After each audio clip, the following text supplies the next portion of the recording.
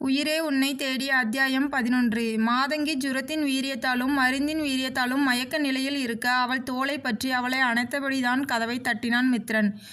இந்த நேரத்தில் இதுபோன்ற நிலையில் கதவை தட்டுவது அவனுக்குமே என்னமோ போல்தான் இருந்தது. ஏன் சரியாக படவும் இல்லை. ஆனால் வேறு வழி அவளால் நிற்கக்கூட முடியாத இந்த நிலையில் அவளை விட்டு விலகுவதும் அவனுக்கு சிரமமாய் இருந்தது.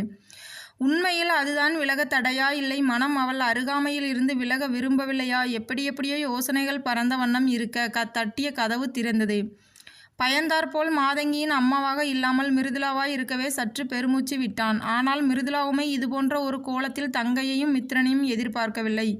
முதலில் அவள் கண் மூடி இருக்கவும் பயந்தவள் அவளுக்கு ஏதோ அடிபட்டு இருக்கிறதா என்று அன்பு தமக்கையை மேலிருந்து கீழ் வரை ஆராயவும், வெளிப்படையாய் எதுவும் காயம் இல்லாததால் நிம்மதி பெருமூச்சு விட்டவளுக்கு ஒன்றுமே விளங்கவில்லை.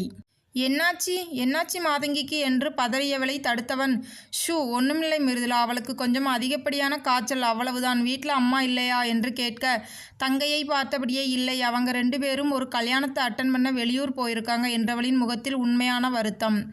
சரி, அவளுக்கு ஒன்றும் இல்லை, டாக்டரை பார்த்து மருந்து போட்டுட்டு தான் அழைச்சிட்டு வந்தேன், நீ உள்ளே போய் படுக்கவை என்று மாதங்கியை அவளிடம் ஒப்படைக்க, மாதங்கியின் மொத்த எடையையும் தாங்க முடியாமல் தடுமாறினால். அதை பார்த்தவன் அவசரமாய் வந்து மாதங்கியை பற்றி, சரி நானே படுக்க வைக்கிறேன், அவர் ரூம் எங்க என்று கேட்க சற்று பின்பக்கமாய் கையை காட்டினாள். ஓ, அன்னைக்கு டான்ஸ் ஆடினாலே அந்த அறையா என்று உறுதிப்படுத்தி கொண்டவன், நீ போய் அவளுக்கு கொஞ்சம் வெந்நீர் வை என்று சொல்லவும் அவன் அக்கறையை கண்டு மெய் சிலிர்த்தவளாய் கிச்சன் பக்கமாய் விரைந்தாள். அவள் சென்று விட்டாள் என்பதை உறுதிப்படுத்தி கொண்டவனாய் மாதங்கியை அப்படியே கையில் தாங்கியபடி உள்ளே விரைந்தான். ஒரு மிருதுவான பூமாலையை கையில் இருந்தாற்போல் ஒரு பிரம்மை மயக்கத்தில் ஆடிய அவள் தலையை நெஞ்சோடு சேர்த்து அணைத்தபடி அவன் நடக்க, அந்த இதத்தில் மாதங்கியும் ஒரு சிறு பறவை போல் அவன் நெஞ்சில் மேலும் ஒண்டிக் கொண்டாள். அவ்வளவுதான். அவளது நெருக்கம் சொல்லாத பல விஷயங்களை அவனுக்கு உணர்த்துவதாய், அவனே இதுவரை அறிந்து கொள்ளாத பல உண்மைகளை புரிய வைப்பதாய். ஆமாம், இவள்தான். அன்றே அந்த சிறு பருவத்திலேயே என் மனதை கொள்ளை கொண்டவள், இன்றும் அந்த இருதயத்தில் சிம்மாசனம் இட்டு அமர்ந்திருப்பவள் இவள்தான், இவள் மட்டும்தான். உன்னவளை தேடி தேடி அலைந்தாயே பாரெல்லாம், இப்போது அந்த உலகமே உன் கையில் சரணடைந்து கிடக்கிறது பார். ஆமாம், இவள்தான் என் உலகம், இவள்தான் என் உயிர், இவள்தான் என் காதல், இவளே என் காதலி. மனம் மென்மையாய் அவன் காதலெனும் விசிறியில் இனிமையாய் குளிர் காய்ந்தது. இந்த நிமிடம் இது சரியா தவறா என்று எனக்கு கவலை இல்லை. இந்த நிமிடம் இனிமையாய் கழிக்க விரும்புகிறேன்.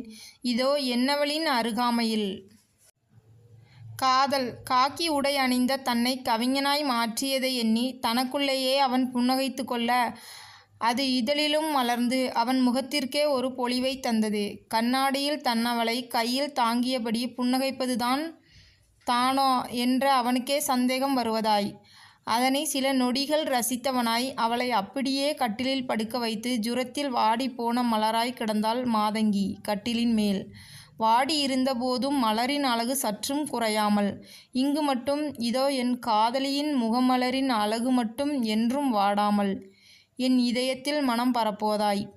தன்னையும் அறியாமல் அவள் அருகில் அமர்ந்தவன் அவள் முகத்தில் சில்மிஷமாய் விளையாடியபடி அவன் பார்வைக்கு தடை செய்த கேசத்தை விலக்கி அவள் முக அழகை மீண்டும் ரசித்தான்.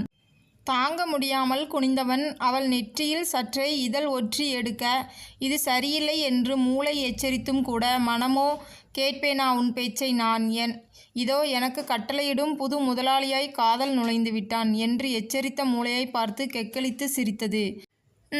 விட்டால் இவள் முகத்தை பார்த்தபடி இங்கேயே டேரா போட்டு விடுவேன் என்று எண்ணியவனாய் வெளியே வந்தவன் சுடு தண்ணீருடன் வந்த மிருதுளாவிடம், அவள் கேட்காமலேயே மணியை சந்திக்க சென்று தான் மாதங்கியை பார்க்க நேர்ந்தது என்று காரணம் சொல்லி அளந்துவிட்டு, அவள் கண்களை சந்திக்காமல் அவளை பார்த்து கொள்ளும்படி வேறு சொந்த அக்காவிடம் பணிந்துவிட்டு வெளியேறினான். பாதி வழியிலேயே விசிலடித்தபடி செல்ல அவனை பார்த்தவாறு நின்றவளின் கண்கள் கலங்கி இதழும் ஒரு விரக்தி புன்னகையை செலுத்தியபடி உள்ளே படுத்திருந்த தன் தங்கையை சந்திக்க விரைந்தாள். காலையில் ட்ரெஸ் எல்லாவற்றையும் ஒரு பையுள் அடக்கி கொண்டிருந்தவளை எதிர்கொண்டாள் மிருதுளா. ஹே மகி, எங்கே கிளம்புற? அக்கா, உனக்கு தெரியாதா, வருஷத்துக்கு ஒரு தடவை எங்கள் கம்பெனியில் ஸ்ட்ரெஸ் கொஞ்சம் குறைய கேம்ப் மாதிரி பிக்னிக் போவோம்ல, அதுக்கு தான் கிளம்புறேன். அதெல்லாம் ஒன்றும் வேண்டாம், நேற்று ராத்திரி முழுக்க உனக்கு காய்ச்சல், அம்மாவுக்கு தெரிஞ்சால் சத்தம் போடுவாங்க, அதனால தான் அவங்க வர்றதுக்கு முன்னாடியே கிளம்புறேன், தெரியலை என்று சிரித்த தங்கையை இடுப்பில் கை வைத்தபடி பார்த்த மிருதுளாவின் பின் இருந்து வந்த தாய் தந்தையை பார்த்ததும் ஓ காட் என்று மாதங்கி சோர்ந்து போய் அமரவும் அவளை கண்டு சிரித்தாள் மிருதுளா.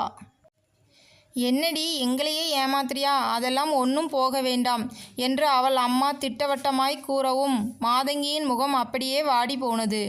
அம்மா ப்ளீஸ்மா, வருஷத்தில் ஒரு தடவை தான் நாங்கள் எல்லாம் சந்தோஷமாக இருக்கிறதே, அதையும் இப்படி வேண்டாம்னு சொன்னால் நான் என்ன பண்ணுறது? வீட்டில் கம்முன்னு உட்கார்றது, இங்கேயே ரெஸ்டடு, உடம்பாவது தேரும் என்ற அன்னையை பார்த்து அவர் கவனிக்காத சமயம் ஒழுங்கு காட்டினாள். அதை பார்த்த மற்ற இருவரும் சிரிக்க, என்ன சிரிப்பு என்று கணவரிடம் பாய்ந்தார் அவர். என்னம்மா, சின்ன பொண்ணு ஆசைப்படுறா இல்லையா, போயிட்டு வரட்டும் என்று சப்போர்ட் செய்த தந்தைக்கு கண்களால் அவள் நன்றி கூற, அதை நான் இன்னும் ஏற்கவில்லை என்பதை போல், என்ன விளையாடுறீங்களா? ஏற்கனவே உடம்பு முடியாமல் இருக்கா பாருங்க, இன்னும் லேசாக காய்ச்சல் இருக்குது, இதில் எப்படி இவளை தனியாக அனுப்புறது என்று தாய் கூறியதும் அப்படியே கண்கள் மின்ன, நான் எங்கே தனியாக போகிறேன், மிருதுவும் கூட வர்றா இல்லை என்று தமக்கையை துணைக்கி இழுக்க அவள் பேய் மொழி முழித்தாள்.